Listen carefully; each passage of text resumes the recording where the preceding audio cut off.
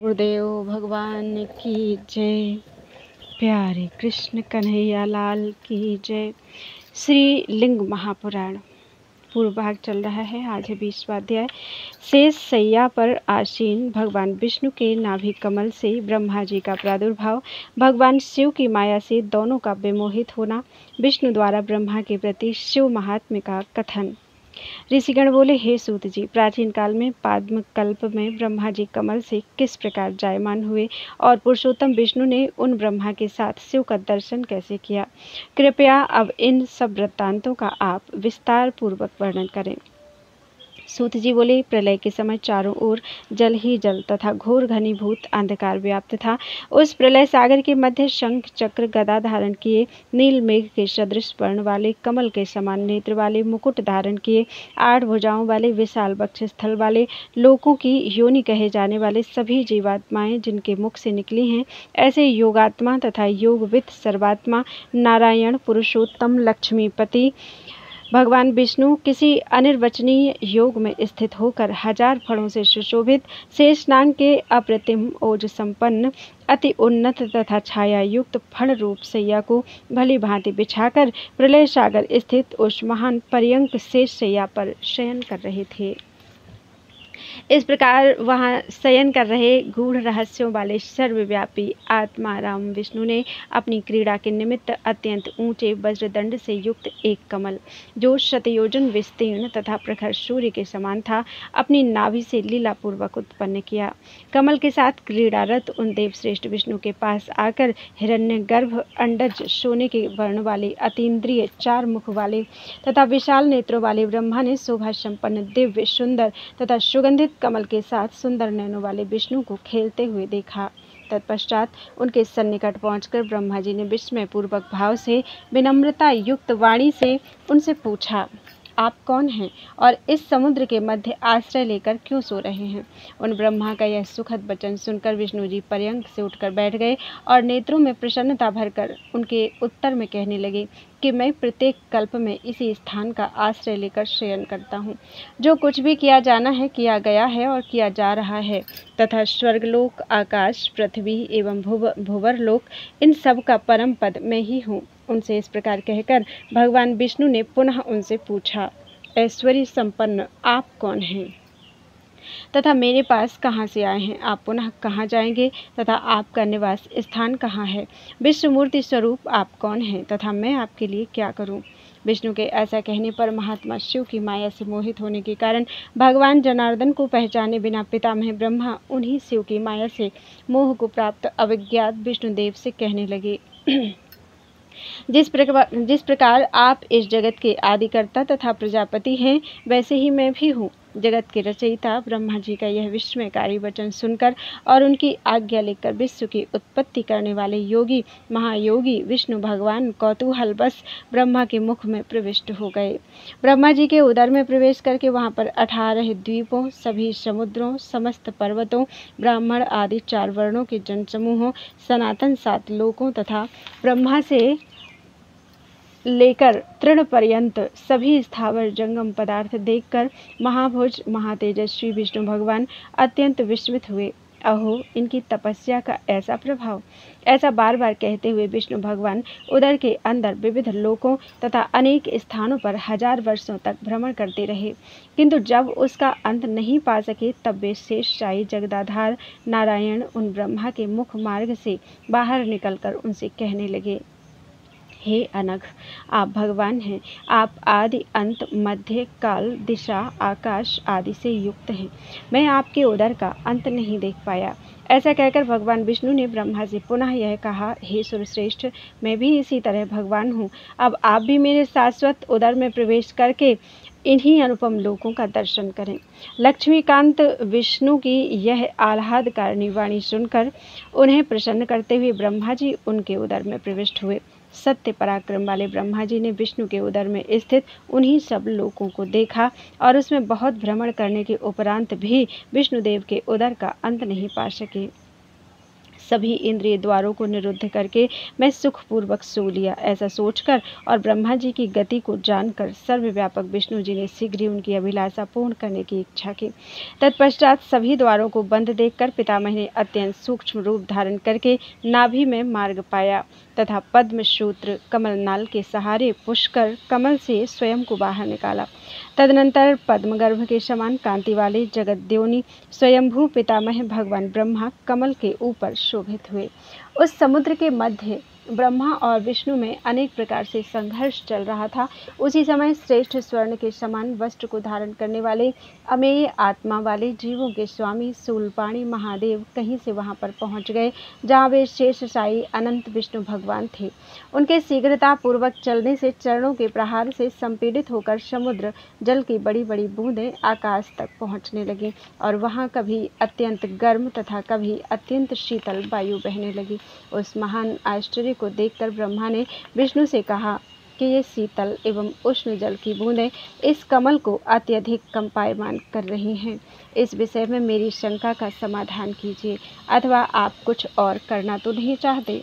ब्रह्मा के मुख से निर्गत इस प्रकार की बात सुनकर अप्रतिम कर्म वाले असुर संहारक भगवान विष्णु सोचने लगे कि मेरी नाभि में इस कौन से जीव ने अपना स्थान बना लिया है, जो इस तरह प्रेम पूर्वक मधुर मधुर बोल रहा है तथा मैंने इसके प्रति कहीं क्रोध किया है।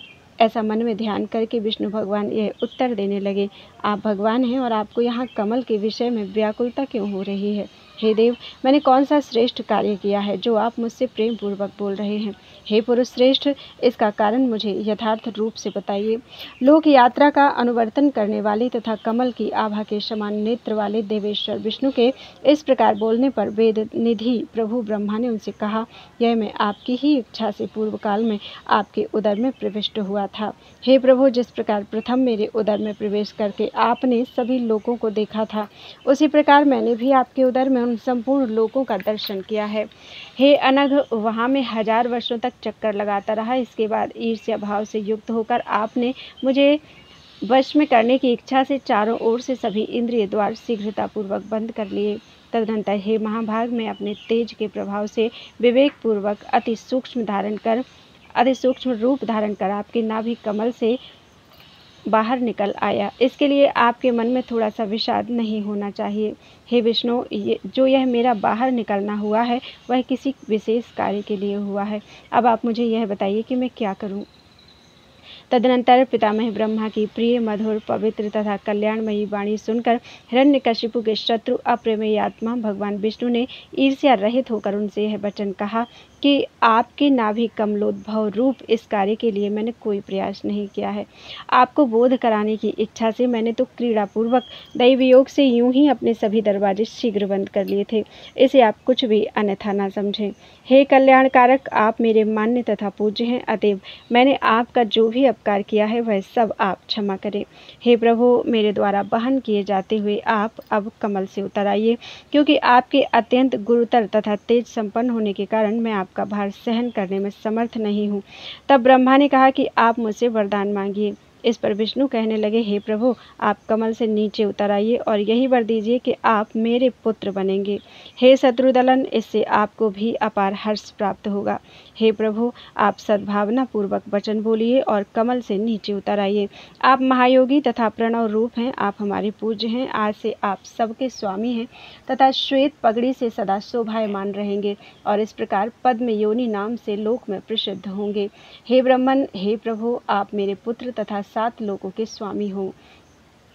तत्पश्चात किरीटधारी विष्णु से ऐसा ही होगा कहकर अर्थात वर देकर ब्रह्मा जी प्रसन्नता युक्त तथा द्वेष रहित हो गए। इसके बाद पितामह ने उदीयमान सूर्य की आभा के समान विशाल मुख वाले तथा अत्यंत अद्भुत रूप वाले शिव को अति समीप आते हुए देखकर भगवान विष्णु से कहा, हे विष्णु, अप्रमेय विशाल वक्त्र संपन्न बाराह के समान दाढ़ों वाला, फैले हुए केशों वाला, 10 भुजाओं वाला, त्रिशूलधारी, नेत्रों से हर जगह स्थित अर्थात सर्वदर्शी, मुंज की मेखला धारण किए, विकृत रूप वाला, उन्नत तथा विशाल मेढ़ वाला, अत्यंत भयंकर ध्वनि करता हुआ, साक्षात लोक प्रभुतुल्य, महान कांति संपन्न तथा तेज पुंज सा यह कौन प्राणी सभी दिशाओं तथा आकाश को व्याप्त करके इधर ही चला आ रहा है?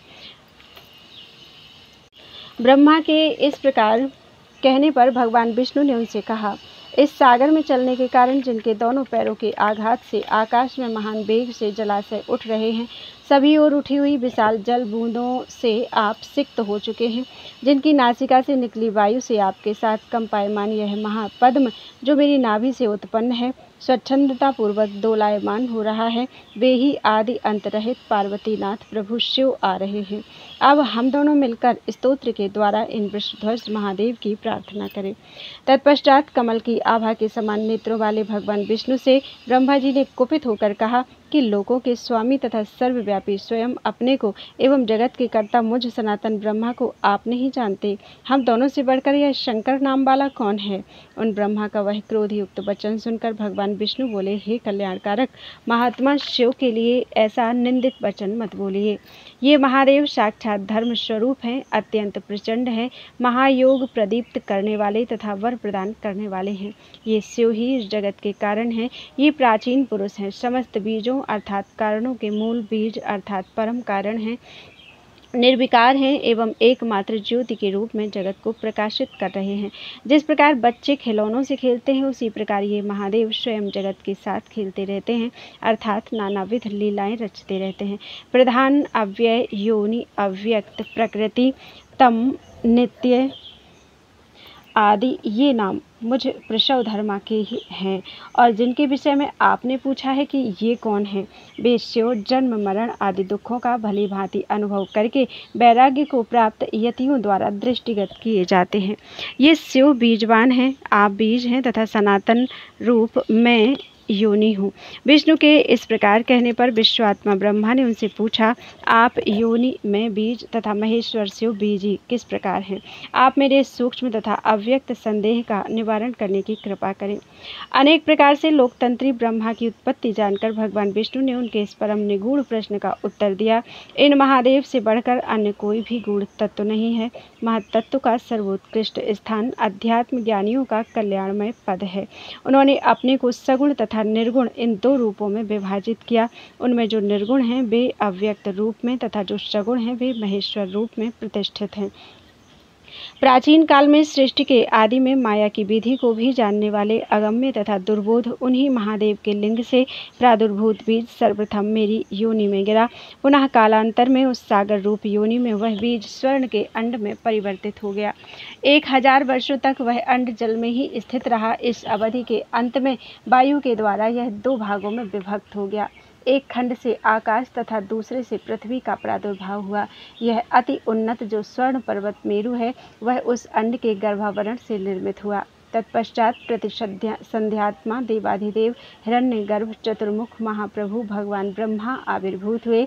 तारा, सूर्य, चंद्र तथा नक्षत्र पर्यंत समस्त लोगों को शून्य देखकर मैं कौन हूँ ऐसा आपके विचार करने पर पुनः 1000 वर्ष के अनंतर यतियों के पूर्वज यत्नशील प्रिय दर्शन वाले समस्त भुवनों को अपने तेज से व्याप्त करने वाले कमल पत्र के समान विशाल नेत्रों वाले श्रीमान सनत कुमार, रिभु, शनक, सनातन तथा सनंदन नामक वे कुमार आपके पुत्र रूप में आविर्भूत हुए, जिनमें सनत कुमार तथा रिभु ऊर्ध्वरेता थे। बुद्धि तथा इंद्रियों से अगोचर विशिष्ट ज्ञान संपन्न जगत की स्थिति के कारण रूप तथा 3 प्रकार के तापों से रहित वे कुमार एक साथ उत्पन्न हुए थे, जिनकी कर्म मार्ग में प्रवृत्ति नहीं थी। जीवन में सुख कम तथा दुख अधिक है। जीवन जरा तथा शोक से युक्त है। जीवन में जन्म तथा मरण बार बार होते रहते हैं। स्वर्ग में अति अल्प सुख तथा नरक में दुख ही दुख है और भावी अटल है। ये सब बातें अवश्यम भावी हैं। ऐसा जानकर रिभु तथा सनत कुमार को आपके वश में स्थित देख त्रिगुणातीत सनक, सनातन, सनंदन ये आपके तीनों महातेजस्वी पुत्र अध्यात्म संबंधी ब्रह्म ज्ञान की ओर प्रवृत्त हो गए। तत्पश्चात उन सनक आदि तीनों कुमारों के ज्ञान मार्ग में प्रवृत्त हो जाने पर आप महादेव की माया से विमूढ़ हो गए। हे अनघ, इस प्रकार कल्प के प्रवृत्त होने पर आपका ज्ञान नष्ट हो जाया करता है। कल्प में जो सूक्ष्म जीव तथा पार्थिव पदार्थ अवशिष्ट रह जाते हैं, उन सबको जागृत करने वाली शक्ति ही ऐश्वरी माया कही गई है। जिस प्रकार यह मेरु पर्वत देवलोक के रूप में प्रसिद्ध है, उसी प्रकार उन देवश्रेष्ठ महादेव के इस महात्म्य को भी प्रसिद्ध समझिए। परमेश्वर महादेव का सद्भाव जानकर तथा मुझ कमल नयन को जानकर प्रणव युक्त साम मंत्रों के द्वारा भूतों के भी महाभूत वरदाता जगत गुरु प्रभु महादेव को नमस्कार करके उठिए, अन्यथा ये क्रोधित होकर अपने निश्वास से मुझे तथा आपको दग्ध कर डालेंगे। इस प्रकार उनके महान योग तथा अमित बल को जानकर आपको आगे करके अग्नि सदृश प्रभा वाले महादेव के निकट खड़ा होकर मैं उनकी स्तुति करूँगा। बोलो वृंदावन बिहारी लाल की जय। त्वदीयं वस्तु गोविंदम तुभ्यमेव समर्पयेत्।